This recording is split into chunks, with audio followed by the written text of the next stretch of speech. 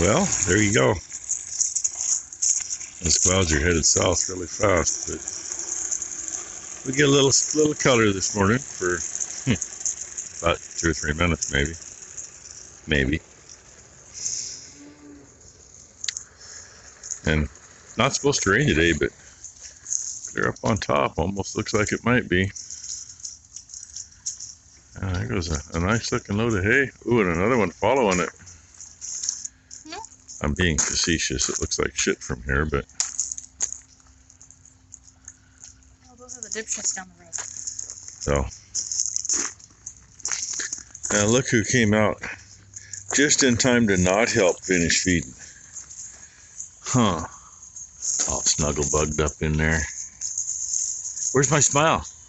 I had to work one out of her a minute ago. I really had to work it to get it. She's just not in a smiley mood, I guess. She's actually smiling on me, right? And she didn't scream at me. I needed another bucket for feeding. So get that one cleaned up. And then I'll have enough. She was going to clean up that Wilco bucket, but it's been catching bees. Bees and flies. So, you know. And box elder bugs. As long as they're going in there, we'll leave that one alone. And this one, I don't know that it needs any more cleaning that. I'll get out of the way, though, before she gets me. Yeah, I'm surprised we can still see that. You can see how fast the clouds are moving. The camera's actually showing more than what I'm seeing. Because for me, right there's the end of it. I can just kind of see a little light there, but the camera's showing that up really nice. Oh. And right up there, it's open back up. Cool. And a little blue sky above. And I finally heard this morning all this BS about FEMA's emergency test today.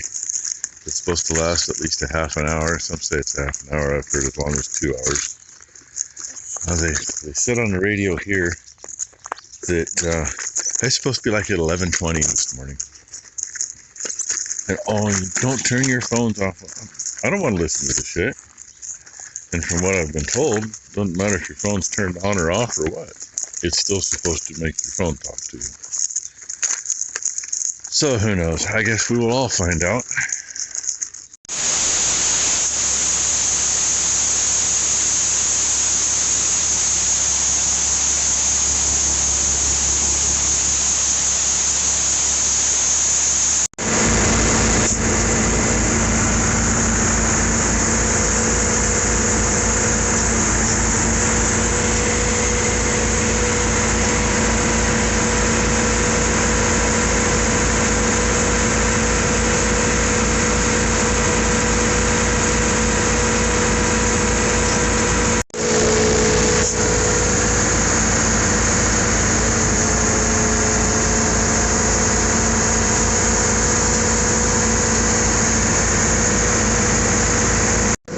There's what we got.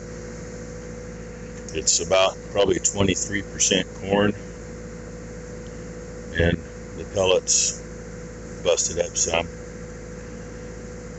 Kind of expected that, but it's mixed. It's in here. This one's the biggest tote. Well, one of the two biggest.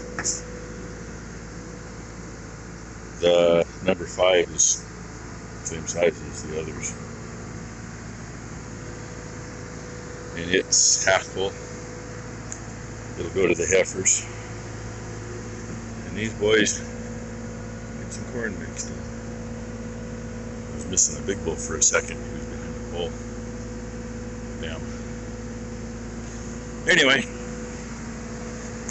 it's a good share of the morning.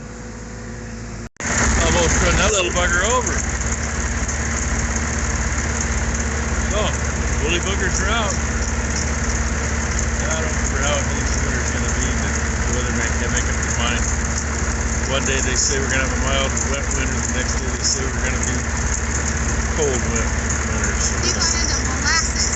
Oh, that's what's on him. He got some molasses on him. I don't know where he was cruising to get that. He was either over there or over there. And he was right here. Go find a safe place. And this is what went in bin 5. A couple things to remember. We knocked a bunch of ground stuff loose that was in the bin, in the grinder mixer, but you know, it did break up the pellets quite a bit. I expected it to, but it's worse in this bin than in the other one, because this was, you know, getting kicked around longer, and it was all the end of it. But they'll eat it, they'll love it, one way or the other. When we poured the concrete over here, yeah, we didn't do there. Well, we did do from about the dog's food can across in front of the grain. That's old concrete from 1970. We butted against it and ran down there to what was concrete there, and it goes almost all the way over to where the hay's stacked. When we set this up in here, the way we did it so we can come in there with the skid steer and get through here. That 3x6 pops out easy. Just angle cut at that end, goes against the post, slips into a notch. But unfortunately, with this gate over here, I can't go that way. And if it's swung this way, it's a 12-foot gate. I just measured. It would actually come to right here, right in here, which means I can't put a tote there and still get the gate shut. So anyway, I backed in here with those. I had a pallet of salt I had to unload, so I pulled it to unload it. But I backed in, weaseled my way over there, grabbed the empty, got it out, did the same thing with the full one. It works. Actually worked pretty good. So it's done. I'm happy with it. Now I can get rid of this pallet and park the skid steer and figure what else is going on. Ty got all itchy, so she had to go take a shower. You know, I know oat dust gets her, and a little clover dust and grass seed dust out of this stuff. Obviously some clover to it. Probably didn't help any. But she'd been out of the shower for about 10-15 minutes anyway. She's a little sore after bucketing. We were both bucketing. But she did most of it because I was pouring the corn into buckets to keep it even. And was said and done, I was figuring 20 to 25% corn in it.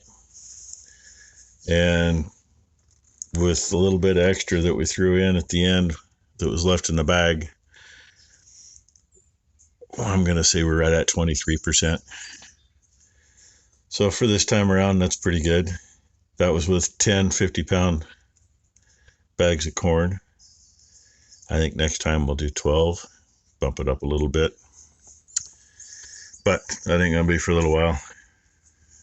We do all afternoon. I'm trying to make this thing run. Hasn't been able to get it started in over a week. I don't know why. I'm guessing it's the original spark plug, because I thought we would have had that out, but I know we didn't after seeing what's in there. And I lost my freaking flashlight again. I kind of need that. It's a smaller hex. It's, you know, probably metric. It's just over 5/8. It's not 11/16. And all the others for the Hondas are bigger. It's actually a 16 millimeter is what this one is. And all the Hondas are like an 18. And I do have almost, the Hondas are a 19, because that one fits the one out of the Hondas. This will not physically go into the hole that you can't see because I forgot the light. Oh, hey, you can too. That goes down about where my fingernail is the top of the hole. That won't fit in. 16 millimeter barely fits. In fact, see the rub marks, 16 millimeter rubs. But it makes it. So I burned it off. I just took a couple wires off the corner of a wire brush and scrape down inside. Let's see what we got for Sparky.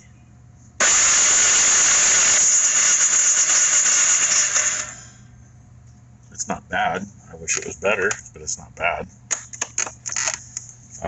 Jumping around quite a bit, but as long as it's sparking, it's sparking.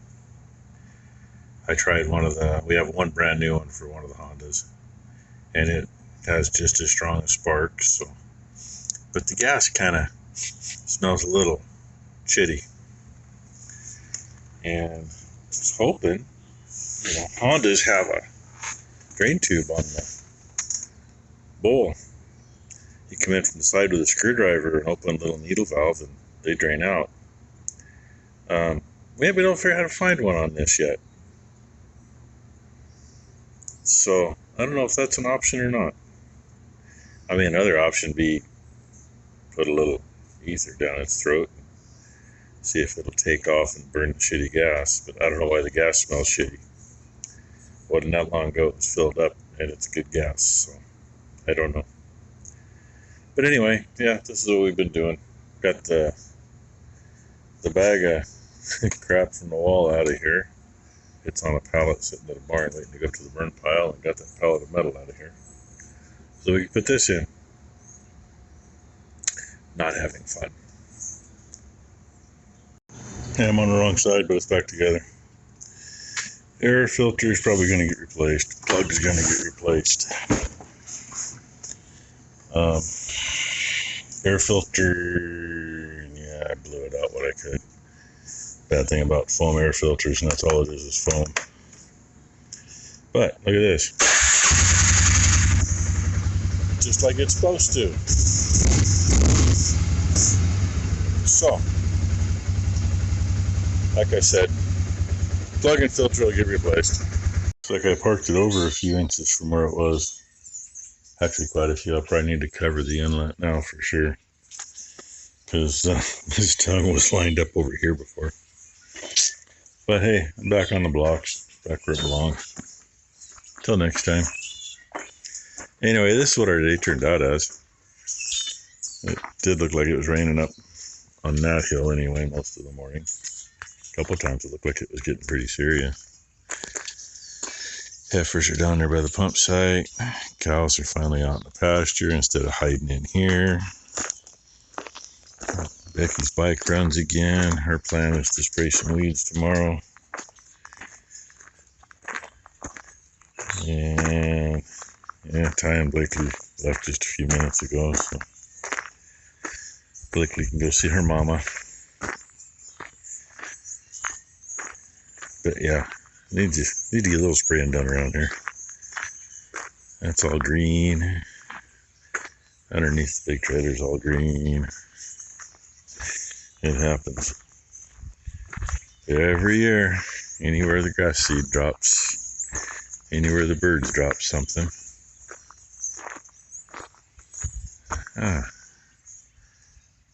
There they are. Hope you can see them.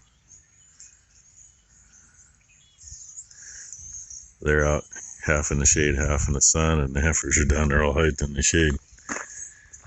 It's like 72 degrees today. We were supposed to be 70. So, anyway, that was the day. Ty was nice enough to tell me after I parked the bike, hey, you left the shop doors open. She drives right past them on the way out, so I'll take care of that. Something else, oh, that's what I was going to say. Last night, Ron was a little late to the comments, but we were chatting before that. Apparently there was an airplane into a house across town from him. And neighbors started planting up there today. There ain't much left. Anyway, Becky was just telling me what they found. Instructor and 2 student pilots in a little twin engine. It spiraled in right on top of a roof of the house. I'm assuming the 2 that are deceased were in the front seats.